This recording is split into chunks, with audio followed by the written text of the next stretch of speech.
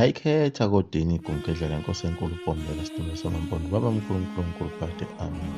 Akusekho nokuthi inkosi idinga izulu phela iye kuye umngani wayo uLouis Botha lona oyibhulu ukuthi ngelekelele mngani wami lapho ngiboshiwe ngiboshelwe ngisekhaya. Ngibukela amangisi phela eziyebhulela indawo yami. Mhlawumbe uLouis Botha wayecasuke yilesi yasenzo sikaSikhobobo sokuhlasela amabhunu eVryheid. Kwakungeke kube lula ukuthi aphinde azolekelela isizwe sakwaZulu lesi esishaya amabhunu aseVryheid zaze zaphinde sathumba amanye amabhunu emva kokuthi esenqobe impi.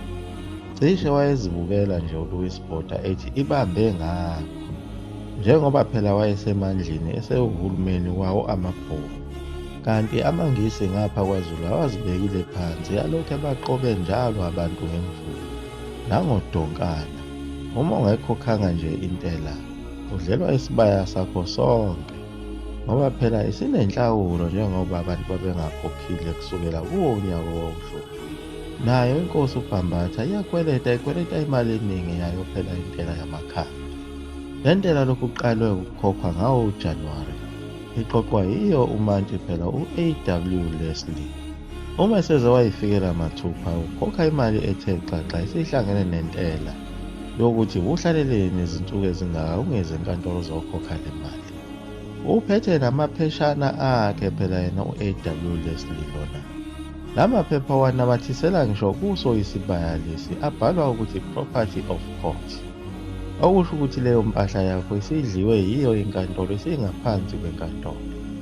Sekuzofika amasosha noma amaphoyisa awo amangisi azoyiqoqa yonke leyo mfuyo yakho. Kwenzeka konke lokho njalo akekho umuntu osebenzayo nonemali kuleli khaya. Icebo lawo amangisi phela ukuthi wena khipha izinsizwa lezi ezikulusela lezi inkomo ukuba zihambe ziyosebenza emayini bese zibuya nemali zikukhokhelele intela. Ngoba phela isizwe sakwaZulu sasinqabile ukusebenza lokhu, sigolozile ngenxa yokuthi sasisenga, sidla amasi, silimile sinamasimu, sigaya ummbila etsheni. Futhi nayo imali lena sasingafuni phela ukuyisebenzisa ngoba sasesiyibonile ukuthi imali lena iza nobubi.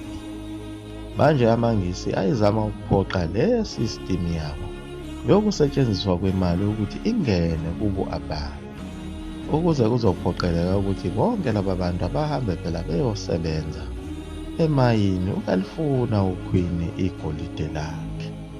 Phela ngalesi sikhathi babesolakala kakhulu abantu okufanele beyosebenza emayini, kanti nemali futhi iyafuneka ukuvuselela ingqalasizinda yabo abelungu kanye nokuphesha umonakalo owenzekile emaplazini abo abelungu ozopheshwa ngayo le mali yamakhanda. Phela inkosi yakwaZondi lena nguBhambatha kaMancinza. Ngalesi sikhathi kwenziwa uhlelo lokubhalisela zona lezi zimali zamakhanda.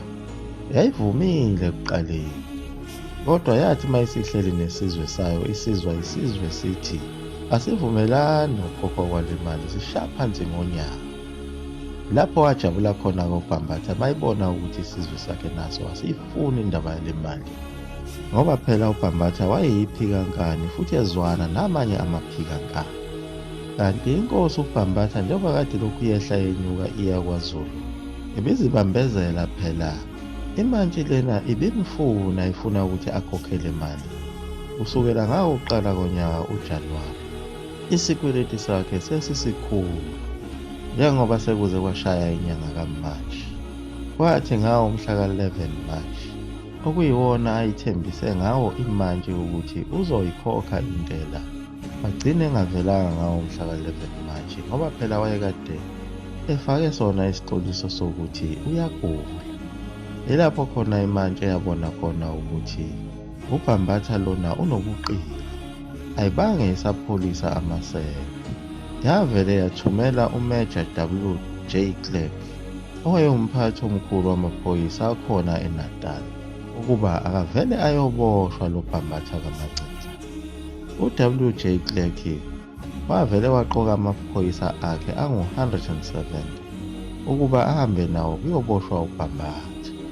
Ngebhadi lawo awamficanga uBhambatha kaMancinza ngoba phela wayesezwile ngazo izimpukane eziluhlaza washaya utshani. Amfuna nje kudala azihambela nomndeni wakhe uBhambatha kaMancinza. Wabuyela kuyo inkosi uDinizulu, lapho abavumelana khona ngokuthi inkosi elise bese ifihla umndeni wakhe esigodini sakwaMpandla. Lokho kwakungayifaka kwenkulu inkosi uDinizulu inkinga lena, njengoba naye yayingakhombisi ukuthi iyahambisana nalo mbhikisho kanye naloku kuvukelwa kwempi yamakhala, kanti yayikuthanda kodwa ishaya umshosha phansi ngokwesabela impilo yakhe. uBhambatha wabuye wabuyela ezweni lakubo, lapho athi efika khona wafika izinto sezishintshile sezibheke phezulu. Ufika njena phela uhamba noShayasibhamu amnikezwe yiyona inkosi uDinizulu. Lowo kwakunguChakujana kaGezindaba Sithole. Bafika njena bayibutho njengoba sebefica izinto sezishintshile. Ngalesi sikhathi phela ehamba kufika phela wona amaNgisi, afika athola ukuthi akekho ubalekile abesemkhipha esikhundleni sokuba yinkosi. Yilapho wathukuthela wathelwa ngamanzi uBhambatha. Waba esehamba nebutho lakhe wayozinikela kuye uSigananda bayocasha ehlathini laseNkandla, owayephethe phela sona isizwe samaChulu engowakwaShezi. Naye uSigananda lona wayenza sengathi uyahambisana nawo amaNgisi, kanti wayengayithandi into eyenziwa ngamaNgisi. Phela uSigananda lona babemake kakhulu naye abelungu laba ngoba babazi ukuthi wayekade ekhona kuzo zonke lezi zimpi zakwaZulu, eyibutho elalinamandla kakhulu, yize noma wayesekhulile ngoba wayeseneminyaka ecela ku-100. Futhi uSigananda lona uyena wayesaphethe izimfihlo zobuchule bezimpi zakhona kwaZulu, ngoba phela njengoba wayesemdala kangaka kuthiwa nayo inkosi uShaka lena wayazi ngamehlo. Futhi babehlobene phela ngoba omama babo babelamali. Wayephethe onke amaqhinga ezempi asemandulo angazo izikhathi zabo oShaka. Onke lawo maqhinga wayewatshela wona amabutho, naye uBhambatha waqeda azibhemele ipipi lakhe, bese ezitotobela kancane insizwendala. AmaNgisi phela ayelindele ukuthi inkosi uSigananda izowabikela ngokuthi uBhambatha ucashe kuleli hlathi, ebese enikela ngayo uBhambatha kuwo amaNgisi. Kodwa inkosi uSigananda ayikwenzanga konke lokho. Kunalokho yakhipha amabutho ayo agqisha kanye naye uBhambatha kaMancinza. Lokho kwanikeza isibindi amanye phela amakhosi ayekade enengede, aqala athola isibindi akhipha amabutho awo nawo ukuthi azojoyina uBhambatha. La ngokwanda manje ibandla likaBhambatha elihlezi ehlathini laseNkandla.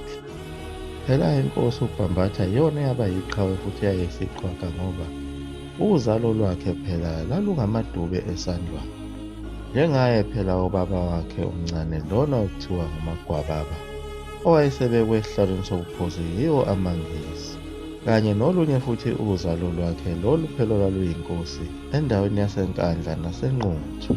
Lowo phela kwakunguNongamlana, naye owayehambisana nawo amaNgisi elidube esandlwana. Ukhona futhi omunye ubaba omncane wakhe uBhambatha lona okuthiwa uFunizwe, naye owayegqishe nawo futhi amaNgisi elidube. Kodwa inkosi uSihayo ngobese yilapho yasizakala khona, yathi-ke naso-ke isiqhwaga engisifunayo, yangejubane kanye namabutho ayo iyongena khona ehlathini laseNkandla.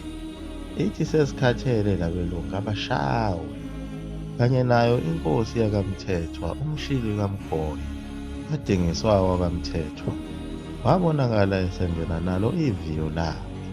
Umshili kaMgoye wakwaMthethwa walandelwa yiyo inkosi yakwaNtuli uMphumela kaNdlela, naye owayeza nalo ibutho lakhe wazogqisha lapha ehlathini laseNkandla.